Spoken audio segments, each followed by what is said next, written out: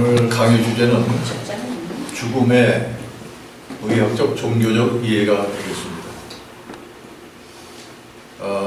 인간이 이 세상에 태어나면서부터 몸에 죽음을 지니고 태어납니다. 시한부 인생을 살아가고 있습니다. 그래서 본능적으로 죽음에 대한 공포가 마음속에 늘 있어요. 원초적인 불안, 공포가 마음속에 있습니다. 어떤 심정이라고 우리가 표현할까요? 수술을 앞둔 암 환자들의 심정이라고 할까요? 그렇지 않으면 출산을 앞둔 임산부의 심정이라고 말을 할까요? 우리 몸속에 죽음이 내포되어 있어요. 막연한 공포가 들여져 있기 때문에 항상 불안 속에 우리가 살아가고 있습니다. 그러나 죽음의 실체를 알게 되면 죽음에 대한 공포는 소망과 기대로 바뀌게 되고, 그리고 마음엔 평강이 임하게 될 것입니다. 이번 주제는 6개의 소주제로 나누어서 설명을 드리도록 하겠습니다. 첫 번째 주제는 죽음에 대한 의학적 정의가 되겠습니다. 육체적 죽음을 맞이하는 사람들은 보편적으로 3분의 1은 암으로 죽습니다. 그리고 3분의 2는 각종 질병으로 죽음을 맞이하게 됩니다. 인간이 가지고 있는 질병의 종류는 12,420여 종에 달합니다. 이 중에 가장 흔한 질병은 무엇이겠습니까? 바로 잇몸질환입니다. 잇몸질환은 아마 누구나 다 가지고 있을 겁니다. 그리고 가장 고질적이고 고통스러운 질병은 혈관질환이 되겠습니다. 우리 몸속에 혈관은 10만 킬로미터가 있습니다. 지구를 2바퀴 반 정도 돌 만한 길이의 핏줄이 우리 작은 몸속에 있다는 것입니다. 아주 놀라운 일입니다. 저도 말씀을 드리지만 제 자신이 믿기가 어려워요. 어떻게 10만 킬로미터의 그 핏줄이 우리 몸속에 있는가. 그러나 죽음으로 바로 이어지는 치명적인 질병은 폐혈증 그리고 심부전증이 되겠습니다.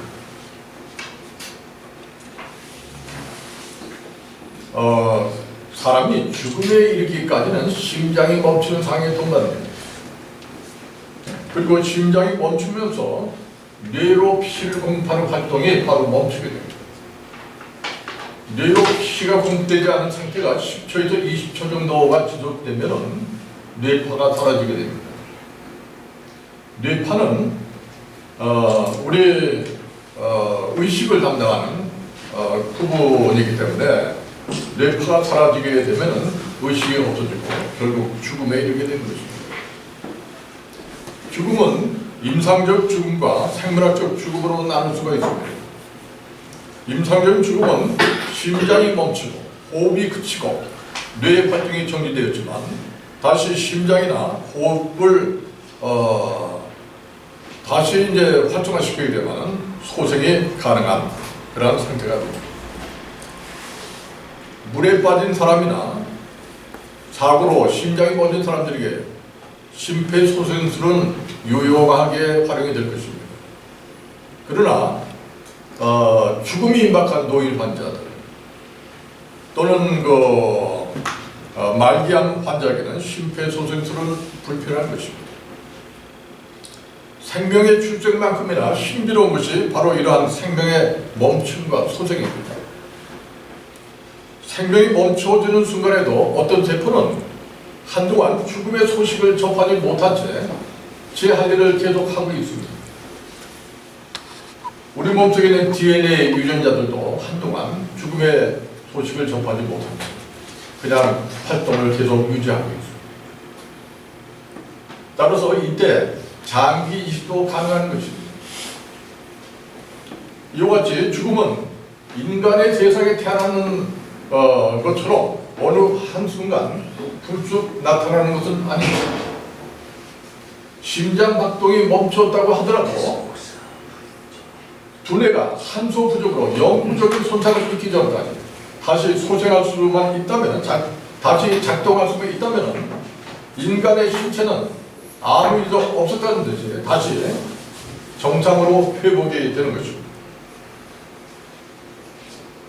신체가 다시 소생할 수 있는 시간의 한계는 일반적으로 5분 정도가 되겠습니다. 바로 골든타임이 되겠습니다.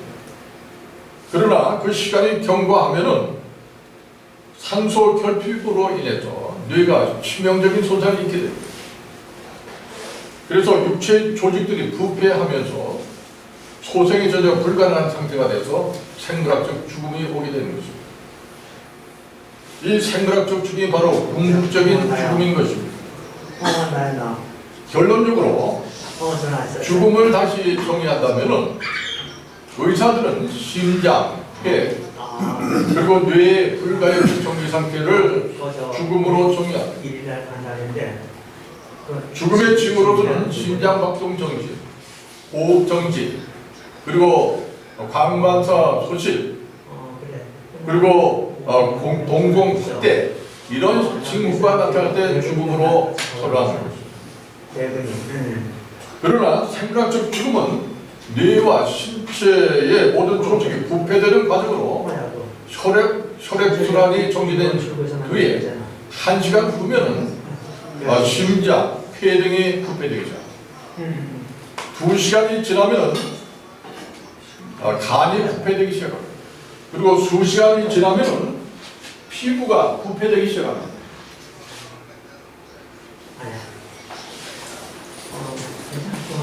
따라서 죽음이란 한순간의 사건이 아닌 수시간 또는 수일간을 걸쳐 일어난 일련의 과정으로 보는 것입니다. 이러한 생물학적 죽음을 통과하고 다시 부활한 소생한 사람은 인류 역사상 유일하게 예수님이십니다. 임사체험자들의 대부분 대개 임상적 죽음 속에서 일어나는 저들입니다.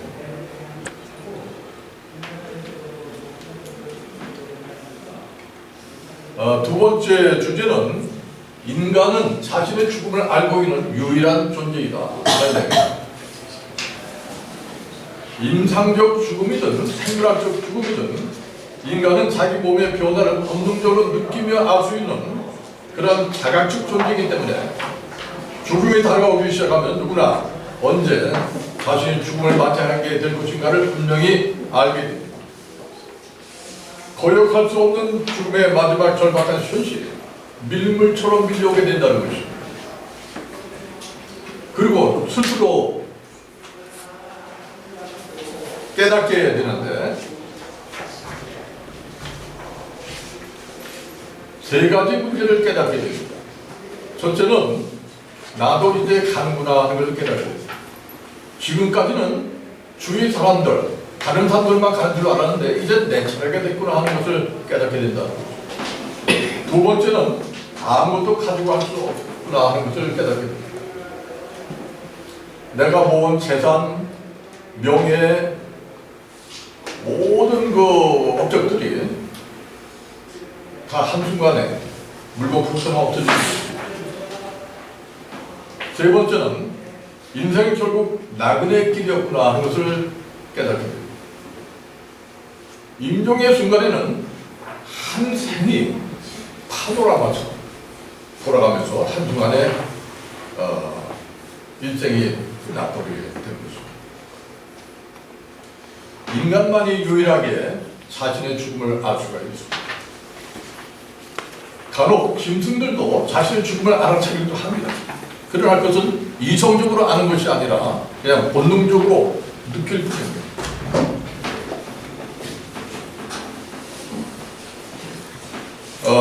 죽음의 현실은 무엇보다 먼저 자신의 의식 속에 존재합니다. 사람이 죽음에 대해서 의식적으로 잊어버리고 피하려고 해도 피할 필요 없습니다. 벗어날 수가 없습니다. 왜냐하면 죽음의 필요성은 모든 생물의 존재 구조에 속하기 때문인 것입니다. 이러한 죽음은 우리 자신의 그림자에 비유할 수가 있습니다. 아무리 우리가 벗어나려고 애를 써도 그림자는 항상 우리를 쫓아가요. 우리가 함께 있습니다. 죽음도 이와 같습니다. 죽음이 인간의 존재 구조에 속한다는 증거는 인간이 생물체로서 존재하기 위해서는 생존을 위한 조건들이 충족되어야 한다는 데 있습니다. 인간은 생존을 위해서 산소가 필요합니다. 물이 필요합니다. 그리고 영양 공급을 해줘야 됩니다. 또 배설을 해야 됩니다. 또 체온 보조를 해야 됩니다. 그리고 수면을 또 취해야 됩니다. 이러한 조건들이 필수적으로 공급되어야만 우리는 생존할 수가 있습니다. 만약 이 중에 하나라도 공급이 중단된다면 생명체로서의 생존에 심각하게 위협을 받고 결국 죽음에 이르게 될 것입니다. 그래서 우리는 평소에도 산소가 부족하면 아유 숨이 막혀 죽겠다 이렇게 이야기합니다. 또 잠이 부족하면 아유 졸려서 죽겠다라고 말하면서 본능적으로 죽음을 이야기하는 것입니다. 자, 생명을 유지하기 위한 이러한 조건들은 인간이 타락하기 전에는 하나님과의 유기적인 관계 속에서 자연스럽게 충족될 수 있던 것입니다. 이것은 하나의 인간이 가지고 있는 속성이었습니다. 마치 가지가 나무에 붙어 있기만 하면 저절로 영양분을 공급받아서 꽃을 피고 열매를 맺는 것 같이 자연스럽게 충족되었을 것입니다. 에덴 동산에서의 아담과 하와의 삶은 장차 천국에 들어가 누리게 될 성도들의 삶과 비슷하지 않았을까 우리가 생각을 해볼 수가 있습니다. 사도 요한은 장차 우리가 들어가 누리게 될 천국의 생활을 요한계시록에서 다음과 같이 이야기하고 있습니다. 요한계시록 7장 16절 17절에 보면 그들이 다시는 주리도 아니하며 목마르지도 아니하고 해나 아무 뜨거운 기운에 상하지도 아니하리니 이는 보좌 가운데 계신 어린 양이 그들의 목자가 되어서 생명 수샘으로 인도하시고 하나님께서 그들의 눈에서 모든 눈물을 씻어 주실 것입니다. 어린 양 예수님께서 모든 다 채워주신다는 것입니다. 인간이 타락하기 전에 에덴 동산에서의 생활도 이러했을 것이라고 미루어 짐작해 볼 수가 있습니다. 마치 엄마 뱃속의 태아처럼 모든 것이 충족되었을 것입니다. 그러나 인간이 하나님 말씀에 불순종하는 죄를 짓게 되면서 인간은 하나님의 영원한 생명으로부터 완전히 단절되었죠. 그리고 위로부터 내려오는 영원한 생명의 공급 통로를 상실하게 됩니다. 생존을 위한 필요한 조건들은 이제 자체적으로 스스로 채우지 않으면 안 되게 됩니다. 꽃꽂이의 꽃은 죽은 것이지만 꽃병의 물과 자체 생명으로 어느 정도 제한된 삶을 살게 된 것입니다. 이와 같이 인간의 생명력도 꽃꽂이의 꽃과 같은 그러한 상태가 된 것입니다. 따라서 영적 생명체를 위한 조건들은 더 이상 자연스럽게 충족되어지는 속성으로 존재하지 못하고 스스로 노력하여 충족시켜야 할 그러한 속성으로 욕구로 전락하게 되었다는 것입니다. 그래서 인간들이 일평생 그 욕구를 충족시키기 위해서 일평생 허덕이며 쫓기는 삶을 살게 된 것입니다. 불교에서는 이 세계를 사바세계라 이야기합니다. 또는 고해라 이렇게 이야기합니다. 생명체로 태어나는 그 자체가 고통이라는 것입니다. 인간들이 가지고 있는 모든 자기 중심성 그리고 부정적인 모든 심리 기제는 이러한 욕구 때문에 일어나는 것입니다. 독일의 철학자 쉘러도 인간은 그 유기체 안에 자체적으로 유하는 구조를 가지고 있다. 이 구조로 말미암아 외적 경험과는 관계없이 자기가 언젠가 죽게 된다는 것을 의식하며 그것을 알게 된다고 이야기합니다. 또 독일의 심리학자 프로이드도 인간의 본능에는 삶의 본능뿐만 아니라 죽음의 본능도 있다고 이렇게 이야기합니다. 이처럼 죽음의 필연적이 된 지식은 생물학적 직관으로 본능적으로 주어지는 것입니다. 그러나 죽음에 대한 구체적인 인식은 살아가는 사람의 죽음을 통해서 비로소 자신의 죽음을 실제로 피부로 느끼게 됩니다. 삶을 함께 나눈 사람이 침묵 속에 싸늘한 시체로 풀릴 때 우리는 죽음의 치명성과 죽음 앞에서의 무력감을 뼈저리게 느끼는 것입니다. 죽은 사람은 더 이상 아무것도 말할 수 없습니다. 바라볼 수도 없습니다. 더 이상 사랑할 수도 없고 미워할 수도 없는 그런 상태가 됩니다. 그리고 나는 죽은 사람이 지금 어떤 상태에 있는지 확인할 수도 없고 나의 생각을 전할 수도 없으며 그를 위하여 아무것도 할 수 없는 그러한 무력감 속에 부도가는 시체를 그냥 바라볼 뿐입니다. 그는 이제 유기체의 영역에서 무기질의 영역으로 옮겨진 것입니다. 그가 세상에 무엇을 얼마나 남겨두는가는 죽음의 순간에 아무 의미가 없습니다. 물론 이름과 명예, 업적 등을 남길 수 있지만 죽은 사람 자신에게는 더 이상 의미가 없는 것입니다. 이 세계의 모든 것은 사실상 그에게 끝이 납니다. 이렇게 죽음은 치명적이고 죽음과 함께 한 인간의 존재는 이 세계에서 영원히 사라져버리는 것입니다. 죽음은 출생의 순간부터 작동한 모든 활동에 마침표를 찍는 것입니다. 중환자실에 심한 심장 박동 그루트는 힘겹게 오르락내락 하다가 어느 순간에 딱 정지해버립니다. 일정 동안 펌프질해온 심장은 어느 순간에 되면 더 이상 움직이지 않습니다. 이때가 되면 수십 조가 넘는 신체 세포 역시 두뇌의 명령을 받지 못하게 됩니다.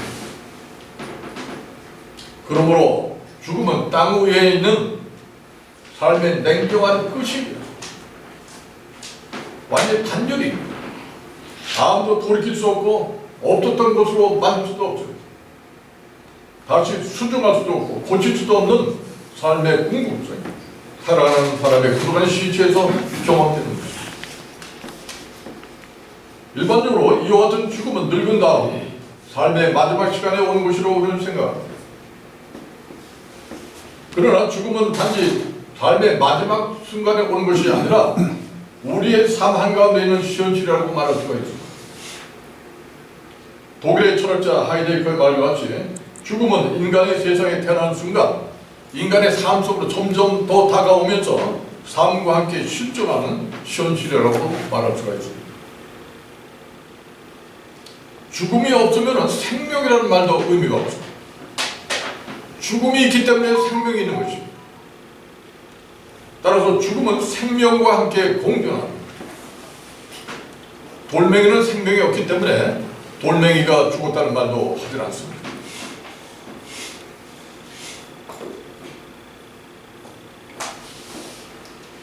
세 번째는 성경은 죽음을 육체적 죽음과 영혼의 죽음으로 구별한다 하는데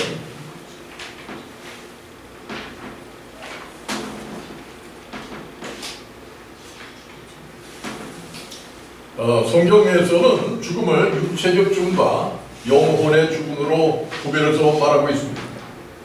마태복음 10장 28절에 몸은 죽여도 영혼은 죽이지 못하는 자들을 두려워하지 말고 오직 몸과 영혼을 능히 지옥에서 멸할 수 있는 일을 두려워하라고 말씀하고 있습니다. 육체적 죽음은 영혼과 육체의 분리로 인해서 생기는 육체적 생명의 종말, 상실은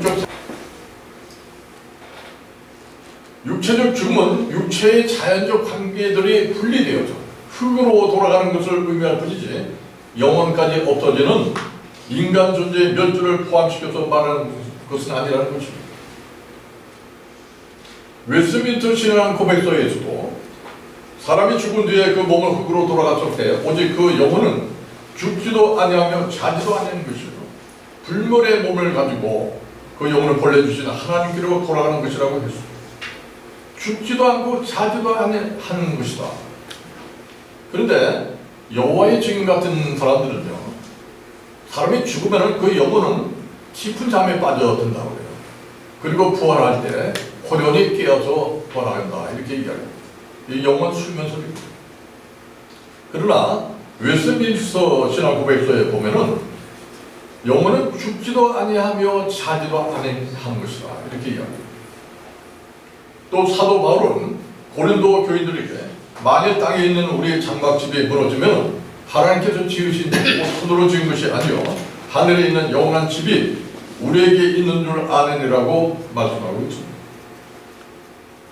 이 말에 의하면 죽음은 하나의 집으로부터 또 다른 집으로 이전하는 것이라는 것입니다.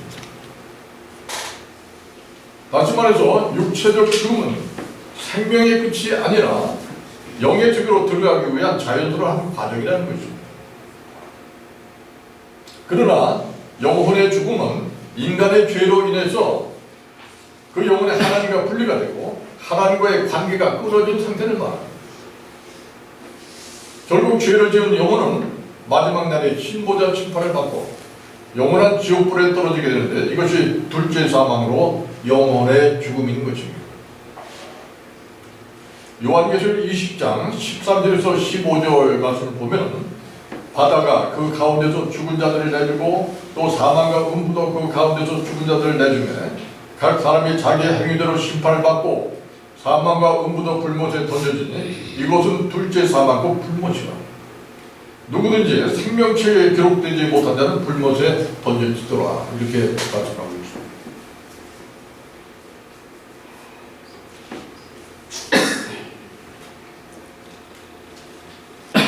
네 번째 주제는 죽음은 죄에 대한 형벌의 대가이다 라는 데입니다.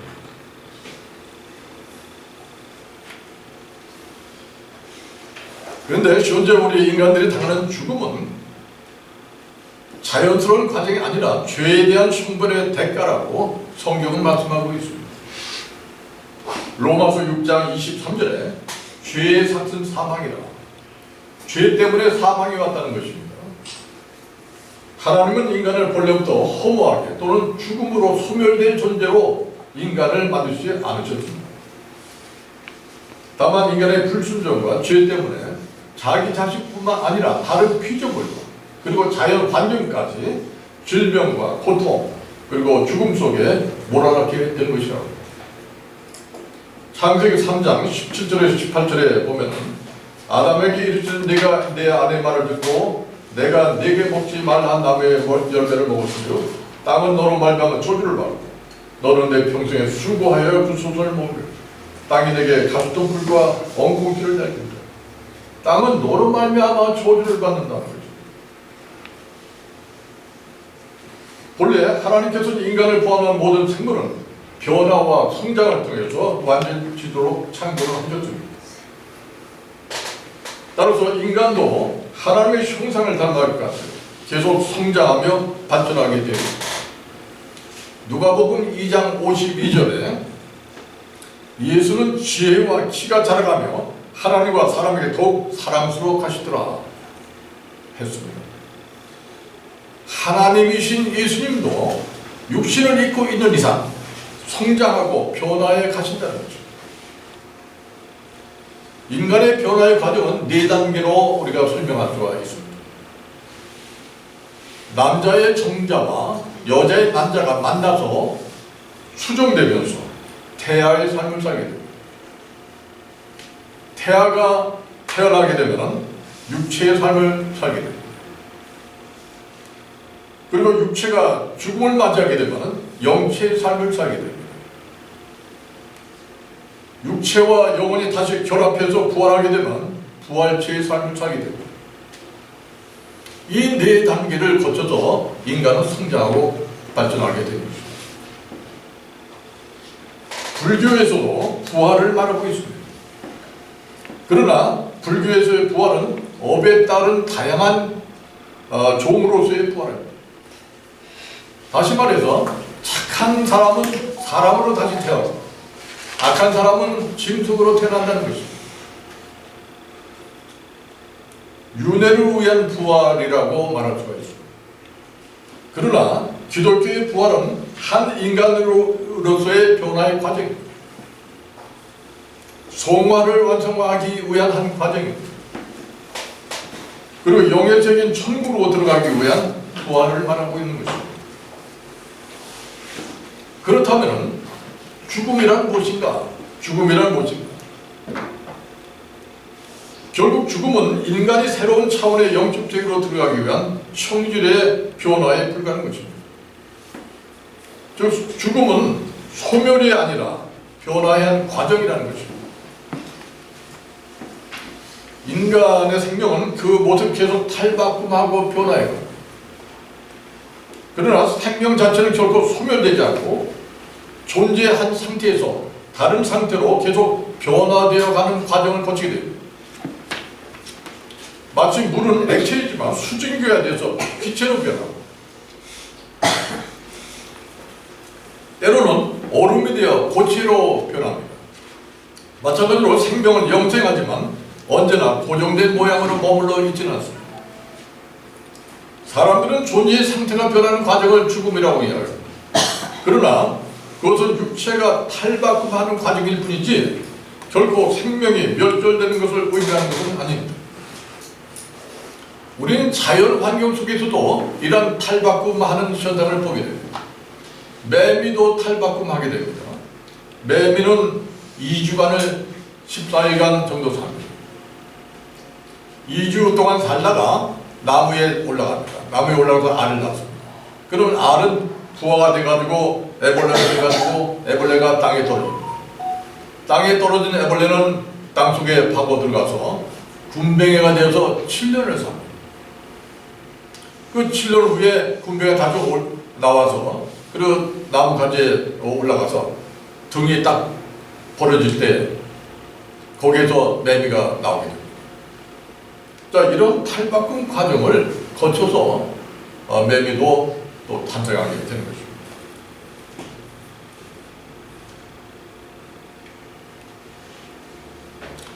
이와 같이 인간은 죽음을 통해서 새로운 창으로 발달되도록 창조되기 때문에 죽음은 결코 두려움과 공포의 대상이 아니라 자연스러운 삶의 한 과정입니다.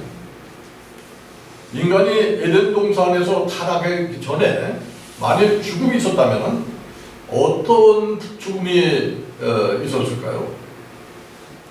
그 죽음은 에녹이나 엘리야와 같은 모습으로 자연스럽게 변화의 과정으로 이루어지지 않았을까 말씀을 통해서 추론해 볼 수가 있습니다. 창세기 5장 24절에 에녹이 하나님과 동행하더니 하나님이 그를 데려가심으로 세상에 있지 아니하였다. 데려가셨다 이렇게 죽음을 표현합니다. 또 열왕기하 2장 11절에 두 사람이 길을 가며 말을 하더니 불세례와 불만들이 두 사람을 갈라놓고 엘리야가 회오리 바람으로 하늘로 올라갔다. 하늘로 올라갔다 이렇게 죽음을 표현합니다. 언젠가 예수님께서 이 땅에 재림하실 때에 우리들도 죽은 자들은 부활체로 들림받게 될 것입니다. 또 살아있는 자들은 바로 변화체로 들림을 받게 될 것입니다. 특히 살아있는 자들은 그 몸이 호련히 변화되어서 에녹이나 엘리야와 같은 모습으로 영의 세계로 바로 들어가게 될 것으로 생각합니다. 이러한 과정을 빌보서 3장 21절에는 이렇게 설명합니다.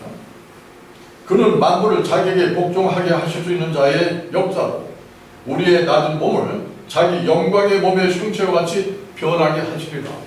이렇게 설명하고 있습니다. 독일의 신학자 슐라이어 마크에 보면 죽음 그 자체는 죄의 결과가 아니고 악한 것도 아니다 이렇게 설명합니다. 그것은 유한한 인간의 시간적 한계이며 자연적 끝이다.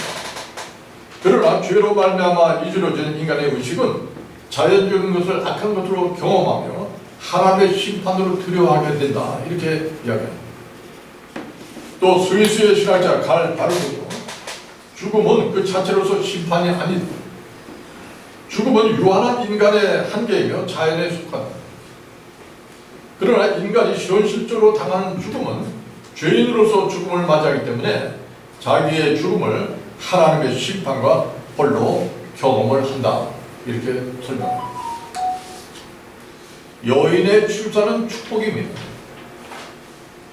그러나 원치 않는 임신을 한 여인의 출산은 저주가 될 것입니다. 학생들이 공부하는 시간은 즐거운 시간입니다.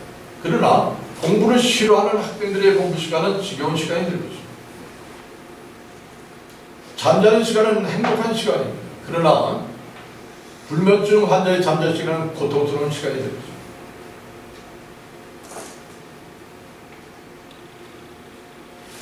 하나님은 인간을 유한한 존재로 지으셨습니다. 죽음으로 삶이 제한되어 있는 존재로 지으셨습니다. 만약 인간이 시간의 제한을 받지 않은 영원한 존재라면 그는 하나님과 같은 그런 신적인 존재가 될 것입니다. 그러나 죄인으로서의 영원한 삶은 고통만 계속 이어지는 비참한 삶이 될 것입니다. 여러분은 죽음이 없으면 좋겠습니까? 죽음이 없는 삶과 세상이 영원히 지속된다면 여러분들은 어떻게 되겠습니까? 아마 이 지구는 포화 상태가 될 것입니다. 아담 이래로 지금까지 이 세상에 태어났던 인간은 1,080억 명 정도가 된다고 합니다. 현재 우리 지구상에 있는 인구는 80억 명입니다. 80억 명인데 1,080억 명이 그대로 지금 존재하고 있다 하면은 아마 죄인들의 삶은 그 자체가 지옥이 될 것입니다. 그리고 삶 자체가 지겹고 고통스러울 것입니다. 하나님의 공의도 찾아볼 수가 없을 것입니다. 세계 최장수 노인이 인도네시아에 있었습니다. 146세 음파코토 노인이라고 합니다. 기자들이 노인에게 질문을 하였습니다. 당신의 소원이 무엇입니까? 그랬더니 그 노인의 답변은 죽는 것이 소원이라고 합니다. 죽는 것이 소원이라고 했죠. 이 노인에게 가장 두려운 것은 죽는 것이 아니라 안 죽는 것이 두려운 거예요. 안 죽는 것이 두려운 것이죠.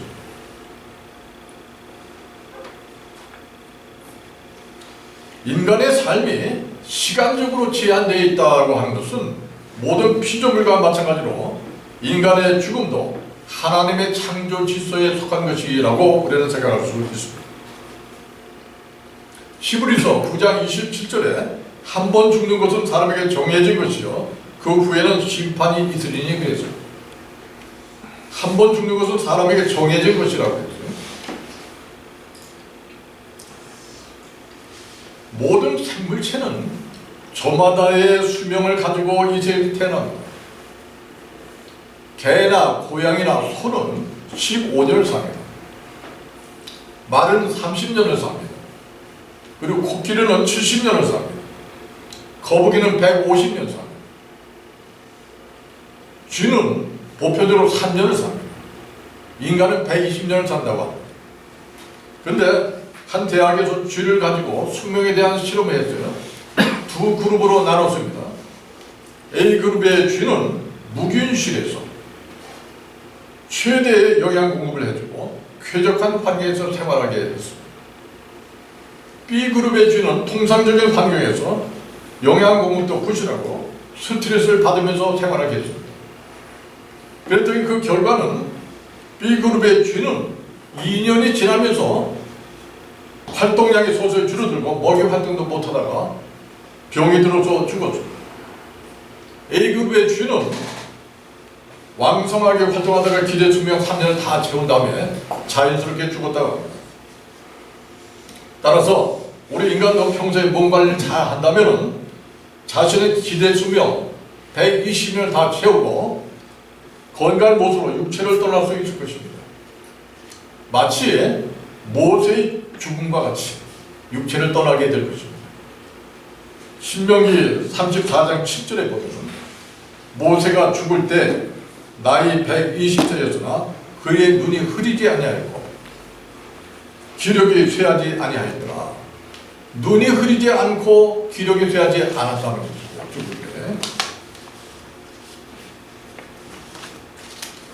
그러나 인간의 타락으로 하나님과 분리가 되면서 인간들은 하나님부터 생명력을 공급받지 못하게 되었습니다. 부패하기 시작했습니다. 정상적인 변화의 과정을 거칠 수가 없게 되었습니다. 그러므로 죽음을 통한 정상적인 변화의 과정은 차단되었습니다. 오히려 죽음은 절망과 저주의 대상이 된 것만 것입니다. 과일이 익어서 떨어진 것은 정상적인 현상입니다. 자연적인 현상입니다. 그러나 병이 들어서 떨어지는 과일은 비정상입니다. 계란이 유전란이 깨지는 것은 병아리가 나기 위한 자연적인 현상입니다. 그러나 무정란이 깨지는 것은 그 자체가 파멸이요 저주인 것입니다. 결론적으로 인간이 타락하기 전에 죽음이 있었다면 그것은 새로운 영적 세계로 들어가기 위한 형질의 변화로서 하나님의 창조 질서에 속한 것이었다고 말할 수가 있을 것입니다. 그러나 인간의 타락한 현실 속에서의 죽음은 결코 자연적인 변화로서의 죽음이라고 말할 수가 없습니다. 이 세상에 그 어떤 사람도 정신적으로 육체적으로 충만한 삶을 살고 마지막에 영적 세계로 들어가기 위해 자연적인 죽음을 맞이하는 사람은 아무도 없습니다. 죄와 죽음의 공포 속에서 살아가는 사람들에게 그것은 불가능한 것입니다. 태초에 하나님께서 창조하신 세계는 죄가 없고 하나님과 인간이 자연스럽게 교제를 나눌 수 있는 조화로운 상태였습니다. 그래서 그곳에서는 병도 질병도 없고 죽음도 없는 상태였습니다.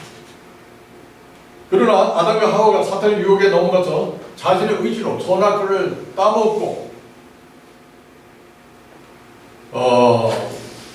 하나님으로부터 분리가 되면서 인간의 몸속에는 부조가 일어나서 건강 균형이 깨지고 질병이 퍼지고 그리고 결국 죽음이 임하게 된 것입니다. 그래서 너는 흙이니 흙으로 돌아갈 것이냐는 창세기 3장 19절의 말씀에 따라서 우리 인간들은 죽음과 동시에 육체는 흙으로 돌아가는 것입니다. 따라서 죄를 짓고 타락한 인간들에게는 어떠한 경우도 자연적인 죽음이라는 있을 수가 없습니다. 특히 하나님은 자연의 법칙을 세우시고 그 법칙으로 우주 만물을 다스려 나가십니다. 인간도 매우 과학적이고 조직적이고 질서 있게 인간은 창조한 것입니다. 그러므로 인체에 작용하고 있는 자연 법칙이 깨뜨려지면 그 인간은 그 결과를 당연히 받게 되는데 누구도 예외가 있을 수가 없습니다. 우리 교회에 아주 믿음이 좋은 원로 장로님이 한 분 계셨습니다. 약을 먹을 때도 사람들 앞에서도요, 약을 먹을 기회가 있으면 그 기도를 해요. 약을 들고 기도를 하고 약을 먹고 그러죠. 목사님 이상으로 이렇게 믿음이 좋습니다. 근데 그 부인이 먼저 돌아갔어요. 혼자 이제 계시면서 여기저기 이제 구경도 다니고 이제 하는데 그 고수동굴에 갔다가 그 양반이 이제 이마가 좀 이게 벗어졌는데 그 머리에 그 바위에 머리를 부수셨어요. 이게 상처가 났어요. 상처가 나서 이제 딱지가 붙어서 굳어 이제 아물 때가 됐는데 이 양반이 이제 머리 염색을 하고 염색약을 이제 바르고 그 염색약이 그 딱지 상처에 닿아가지고 그게 이제 곰기 시작한 거예요. 돈나기 시작. 그래가지고 그냥 막 쏘고 들어가는 거예요. 낫지 않는 거예요. 피부암이 걸린 거예요. 근데 이 속이 다 쏘고 들어간 거예요. 저하고는 아주 친한데 저한테 그런 말씀이에요. 내가 무슨 죄를 져서 이런 고통을 받는지 모르겠다. 그래서 저는 그랬습니다. 그건 죄를 지어서 그렇게 고통받는 게 아니라 관리를 잘못해서 그래요. 또 제가 말씀드렸습니다. 또 오카나 목사님 돌아가셨지만 그 설교를 참 좋아합니다. 오카나 목사님 설교를. 오카나 목사님 설교를 듣는 가운데서 이런 질문을 하시더라고요. 예수님께서 40일 광야에서 금식기도 하고 사탄의 유혹을 받게 되는데 사탄이 성전 꼭대기까지 끌고 올라왔죠. 그래서 떨어져 내려라. 내가 만약 하나님의 아들이라면 천사들이 와서 발이 땅에 닿지 않도록 밭으로 미칠 것이다. 그게 안 떨어져 내렸어요. 그걸 질문한 거예요. 성도들에게. 예수님께 왜 안 떨어져 내렸겠느냐 이렇게 질문을. 아무 답변을 못해요. 그러니까 스스로 답변을 한대요. 아니 떨어져 내리면 죽는데 왜 떨어져 내립니까?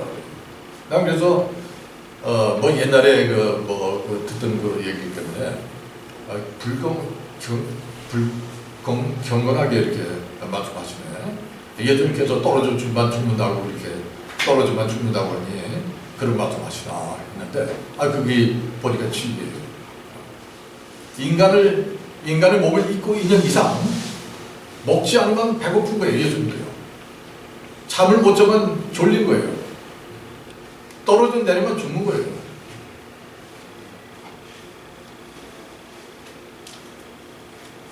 스위스의 정신의학자 폴 투르네도 질병은 갑자기 발생하는 것이 아니라 죄인으로서의 잘못된 식사, 과로, 도덕적 가책 등이 쌓여서 서서히 나타나고 결국 그 질병이 죽음에 이르게 된다 이렇게 이야기를 했습니다.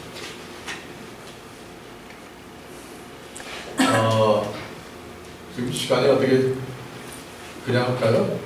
45분 됐습니다.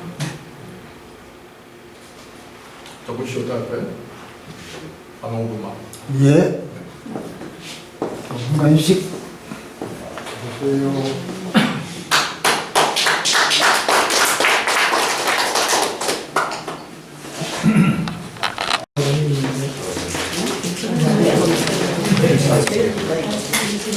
동안 3분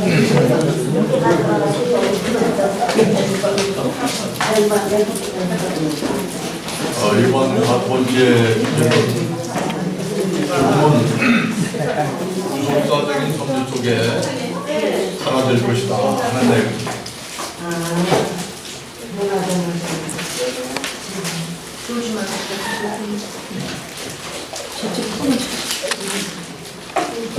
인간과 모든 만물이 죽음의 공포 속에 시달리는 이런 비참한 상태는 영원히 지속되지 않고 하나님의 구속사적인 섭리 속에 관리되어서 언젠간 종말을 맞이하게 될 것입니다. 그리고 에덴은 다시 회복이 되어질 것입니다. 우리가 지금 죽음의 공포 속에 시달리고 있는 상태가 하나님의 구속사적인 섭리 속에 영원히 사라지게 된다는 것입니다. 구속사적인 섭리란 무엇인가요? 예수님께서 재림하실 때에 천년왕국이 이루어지고 그리고 에덴이 회복되고 죽음의 공포도 사라지게 된다는 것입니다. 종말론에서는 이것을 역사적 전천년설이라고 이야기합니다. 이런 과정들이 바로 구속사적인 섭리인 것입니다. 특히 예수를 믿는 성도들은 십자가의 보혈로 죄의 씻음받고 사망 권세로부터 벗어났기 때문에 육체적으로는 비록 죽음을 앞둔 허무한 삶 속에 살고 있지만 영적으로는 하늘의 소망을 가지고 승리의 삶을 살아갈 수 있다는 것입니다. 로마서 8장 1절에서 2절 말씀에 그러므로 이제 그리스도 예수 안에 있는 자에게는 결코 정죄함이 없나니 이는 그리스도 예수 안에 있는 생명의 성령의 법이 죄와 사망의 법에서 너를 해방하였습니다.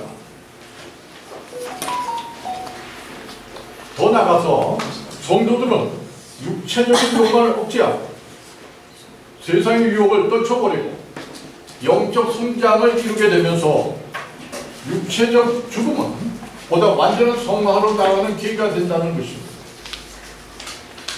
다시 말하면 성도들은 죽음을 통해서 하나님과 더불어 살아갈 수 있는 영의 성질로 새롭게 변화된다는 것입니다. 그래서 죄의 유혹도 없어지고 영적 전투도 끝나게 되고 주님과 함께 영원한 안식을 누리게 된다는 것입니다. 그래서 사도 바울은 빌립보서 1장 23절에서 내가 그 둘 사이에 끼었으니 차라리 세상을 떠나서 그리스도와 함께 있는 것이 훨씬 더 좋은 일이라고 고백하고 있는 것입니다. 이와 같이 죽음은 하나님께서 자기 백성들을 성화시키기 위한 한 과정으로 육체적 죽음은 영계로 들어가는 관문이 되는 것입니다. 즉 죽음은 보다 높은 차원으로 들어갑니다. 보다 높은 의식으로 들어가는 통로의 역할을 하는 것입니다. 따라서 육체가 죽는 것은 영계에 새로 탄생하는 날이 되는 것이고 육체의 삶을 떠나서 영적인 삶으로 옮겨가는 영광의 날이 되는 것입니다. 그래서 일의 총장이었던 김환란 박사는 나의 장례식을 천국 환송식으로 치러달라고 부탁한 바가 있습니다. 죽음을 연구하는 대부분의 학자들에 의하면 육체가 죽어가는 순간에 우리의 영혼과 육체는, 우리의 영혼과 정신은 새로운 세상으로 들어가기 위해서 성장한다는 것입니다. 우리 영혼이 이 세상에서 가장 아름다운 모습, 그리고 가장 존귀하고 존엄한 모습으로 변화되는 순간이 바로 죽음의 순간이라는 것입니다. 다시 말해서 성화가 완성되는 순간이 바로 죽음의 순간이라는 것입니다. 따라서 죽음은 우리 인생의 마지막 성장이며 축복입니다. 죽음은 끝이 아니라 우리 인생의 또 다른 시작이라는 것입니다. 그래서 행복한 인생은 죽음 준비로부터 시작되어야 한다는 것입니다. 생명의 존귀함과 삶에 대한 소중함은 죽음을 준비할 때만 가능한 것입니다. 그러나 불신자들은 이 세상에서 죄 가운데 하나님의 온갖 노여움과 심판을 자청하였기 때문에 죽음은 절망과 저주일 수밖에 없습니다. 다시 말해서 불신자들은 이미 영적으로 죽어있는 상태입니다. 따라서 육체적 죽음은 영원한 죽음으로 들어가는 마지막 관문이 되는 것입니다. 이들의 육체적 죽음은 죄에 대한 최후의 대가로 지불되는 것입니다. 세상에서는 아무리 존경받고 사랑받는 사람이라고 그 영혼이 예수 안에서 거듭난 사람이 아니라면 그의 육체적 죽음은 지옥으로 들어가는 마지막 절망의 순간이 되는 것입니다. 불교에서는 성자라고 불리는 사람 중에 성철 스님이 있습니다. 이 성철 스님은 8년 동안 잠과 불화를 했습니다.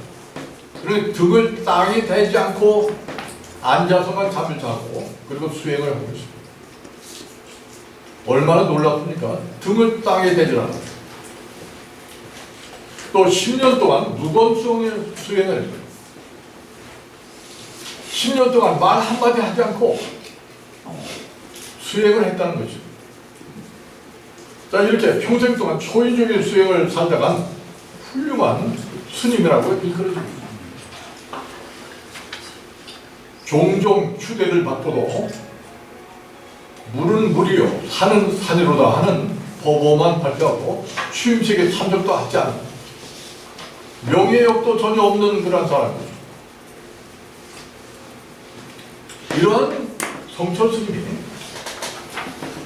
세상을 떠나기 전 다음과 같이 열반종을 발표했습니다. 일평생 남녀의 무리를 속여서 하늘에 넘치는 죄업이 수미산보다 높다. 산채로 무간지옥에 떨어지니 그 한이 망갈래나 되는다. 둥근 수레바퀴가 불금을 내뿜으며 푸른 산에 걸렸다. 자신은 죄인이라는 것입니다. 그리고 산채로 무간지옥에 떨어진다는 것입니다. 자연인이 자기가 죄인이라는 깨닫는 것은 대단히 훌륭한 일이에요. 근데 죄인이라는 걸 깨닫고 무관중에 그냥 떨어지면 뭘 합니까?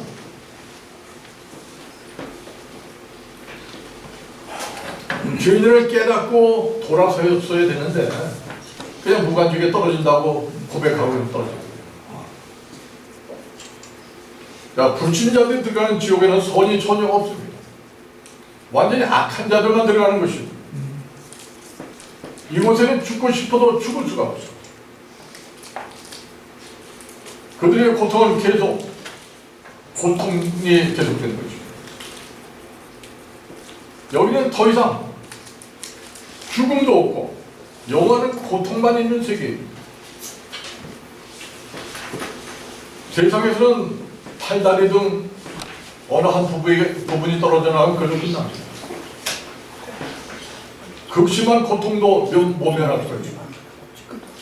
그러나 영의 세계에서는 신체의 일부가 한 번 떨어져 나가면 다시 원래로 회복되는 거예요. 고통도 계속되는 거죠. 왜냐하면 영의 세계는 의식과 생각의 세계이기 때문에 그렇습니다. 이 세상에 살아가면서도 이러한 지옥의 고통을 맛보는 사람도 간혹 있어요. 환상통이라는 것이 있어요. 환상통. 팔이 잘려 나갔어요. 근데 팔이 있는 것처럼 간혹 아프대요. 잘려나간 팔이. 이 환상통이라고 합니다. 의식 속에 있기 때문에 그렇죠.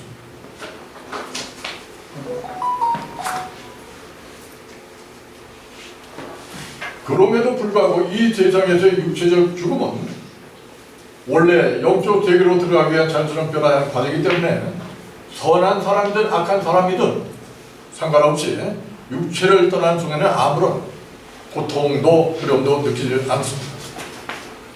마치 몸이 피곤하면 우리는 선한 사람이든 악한 사람이든 자연스럽게 잠에 빠져들지 않습니까? 그것처럼 몸이 제 기능을 못하게 되면 선한 사람이든 악한 사람이든 자연스럽게 육체에서 영혼은 빠져나오게 되는 거죠. 인간은 비록 세상에서 죽음과 함께 험한 삶 속에 살고 있지만 그러나 육체의 죽음 그 자체는 자연스러운 삶의 한 과정입니다. 그렇기 때문에 죽음의 순간을 우리가 염려할 만큼 그렇게 고통스러운 것은 아니라는 것입니다.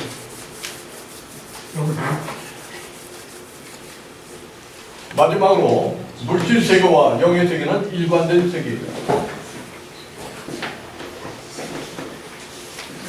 죽어가는 과정은 마치 피곤한 사람이 자기도 모르게 스스로 잠에 빠져드는 것과 같다고 말할 수 있습니다.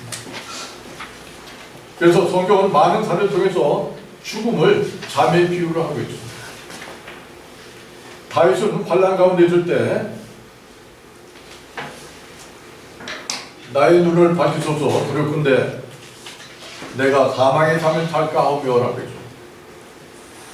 또 바울도 형제들아 자는 자들에 관하여는 너희가 알지 못함을 우리가 원치 아니하노니라고 말을 했습니다. 또 예수님께서도 나사로가 죽었을 때 우리 친구 나사로가 잠들었다. 그러나 내가 깨우러 가노라라고 말씀을 했습니다. 이렇게 예수님도 죽음을 잠으로 표현을 하셨습니다. 잔다라고 하는 표현은 영혼의 죽음을 가리키는 말이 아니라 육신의 죽음을 상징적으로 표현한 말입니다.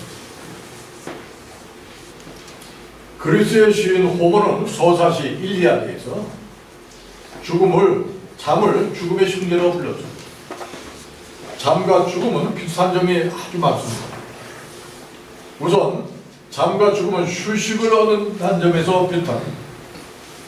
사람들이 잠을 통해서 정신과 육체의 휴식을 얻는 것처럼 사람들은 죽음을 통해서 곤고한 삶을 마치고 주님 품 안에서 안식을 얻게 되는 것입니다. 둘째로 다시 깨어난다는 점에서 비슷합니다. 사람들이 잠을 잔 후에 아침에 다시 깨어나는 것처럼 성도들의 육체는 주님께서 이 세상에 오실 마지막 날에 무덤에서 다시 일어나게 되는 것입니다. 셋째로 잠과 죽음은 생기를 얻게 된다는 점에서 비슷합니다. 잠을 자고 나면은 피곤이 사라지고 몸에 생기가 나는 것처럼 무덤에서 부활한 성도들의 몸도 많은 변화가 있을 것입니다. 즉 썩을 것에 썩지 아니할 것으로 변화될 것입니다. 욕된 것으로 영광스러운 것으로 변화될 것입니다. 약한 것에서도 강한 것으로 변화될 것입니다. 육의 몸에서 신령한 몸으로 변화돼서 다시 살아나게 될 것입니다. 잠자는 사람을 보고 울며 슬퍼하는 사람은 아무도 없습니다. 그 이유는 무엇입니까? 아침이 되면 다시 우리가 만날 수 있기 때문에. 마찬가지로 부활을 믿는 성도들도 죽음을 두려워할 이유가 전혀 없습니다. 인간이기 때문에 가족을 죽음을 맞이했을 때 이별의 슬픔이 없을 수는 없습니다. 그러나 부활의 소망으로 그 슬픔을 극복할 수 있어야 될 것입니다. 설사 이 세상에서 수명이 다 하루 남았다 해도 우리가 아쉬워할 필요가 없습니다. 왜냐하면 시간이란 인간이 만들어낸 인위적인 개념입니다. 하루가 무엇입니까? 지구가 한 바퀴 자전하는 것을 하루라고 우리가 정하는 거죠. 1년이 무엇입니까? 지구가 태양을 한 바퀴 공전하는 것을 1년이라고 우리가 정하는 것입니다. 이것은 육체를 가지고 있는 물질 세계에 의해서 통용되는 시간 개념입니다. 그러나 태양계만 벗어나도 이러한 시간 개념은 필요가 없습니다. 육체를 떠나 영의 세계에 들어가게 되면요, 시간 자체가 없어집니다. 그래서 하루가 천년과 천년이 하루 같은 그러한 상태가 되는 것입니다. 그래서 이 세상에서 축복받고 잘 산다는 것은 단지 수명의 연장을 뜻하는 것이 아닙니다. 하나님의 영원한 생명을 받아서 영원한 삶을 살면서 하나님의 뜻을 얼마나 잘 이루어 나가느냐 하는 데 있는 것입니다. 그러나 이 세상이 전부라 생각하는 그러한 사람들에게는 죽음은 절망일 수밖에 없습니다. 그래서 가망이 없는 환자라 할지라도 어떠한 수를 써서라도 수명을 조금 더 연장시키려고 합니다. 소위 무의미한 연명치료를 하게 된다는 것입니다. 그러나 무의미한 연명치료는 본인은 물론 가족들에게까지도 고통을 주다 결국 재산을 다 탕진하고 죽게 되는 어리석은 행동입니다.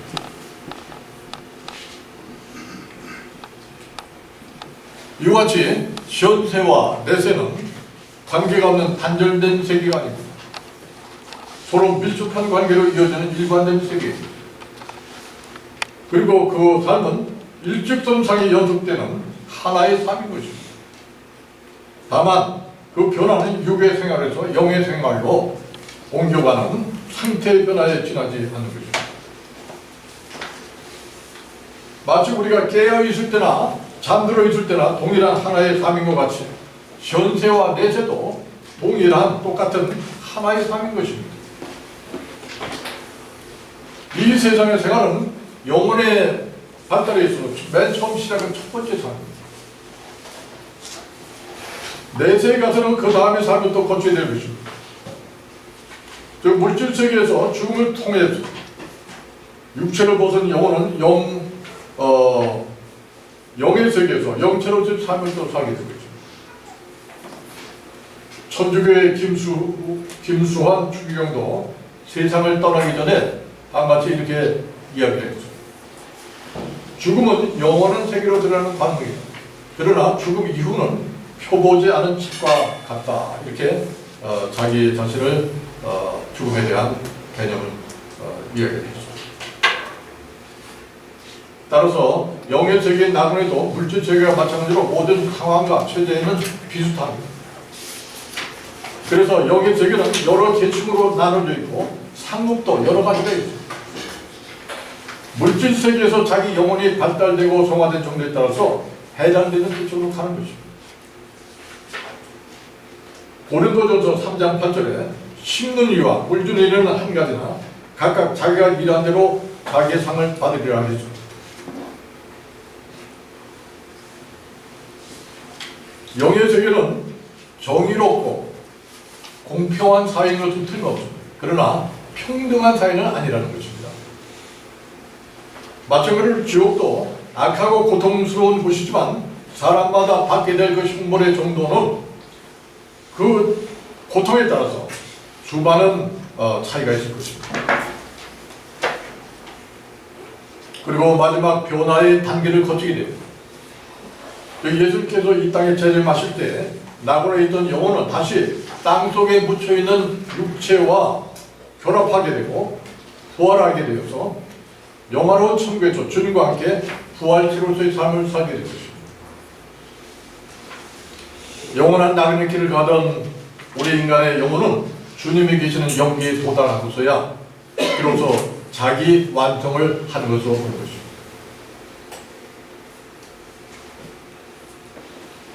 이와 같이 육체적 죽음은 인생의 끝이 아니라 영원한 세계로 들어가는 통로인 것입니다.